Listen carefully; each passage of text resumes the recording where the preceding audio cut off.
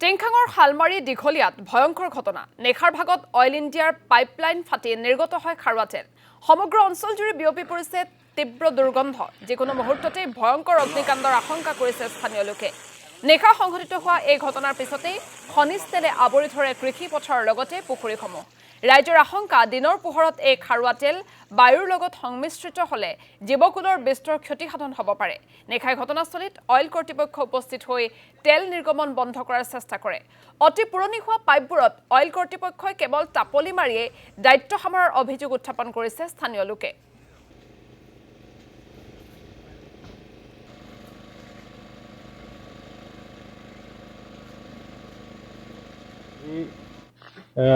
আমাৰ পদলিত থকা অইলৰ ক্ৰুড অইল পৰিবাহী পাইপলাইন ইয়াত বিস্ফোৰণ ঘটে আৰু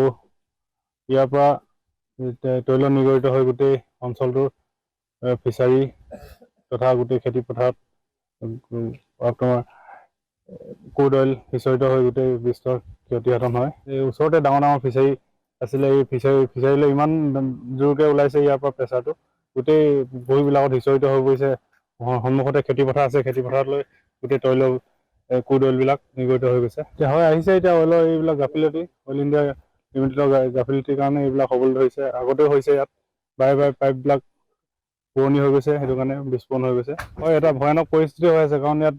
বহুত পৰিমাণে ইয়াত মানে বৃহৎ পৰিমাণে তৈল সিঁচৰিত হৈ আছে কেনেবাকৈ মানে জুই যদি নিগৰিত হয় গোটেই অঞ্চলটো এটা ডাঙৰ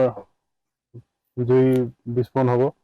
আমি সেইটো চব মানে শংকিত হৈ আছে ওচৰৰ ৰাইজ বিভিন্ন মানে বহুত দূৰলৈকে ইয়াৰ পৰা 1 কিলোমিটাৰলৈকে দুৰ্গন্ধ পুৰা আপোনাৰ ওচৰে পাজৰে ইয়াত থাকিব নোৱাৰা অৱস্থা হৈছে গোটেই গোন্ধত হয় আগতেও কেইবাবাৰো হৈছে ইয়াত আহিলে অকল টাপলিটো মাৰি গুচি যায় ইয়াৰ মানে এটা সুব্যৱস্থা নোলোৱাৰ কাৰণে আজি এই অৱস্থা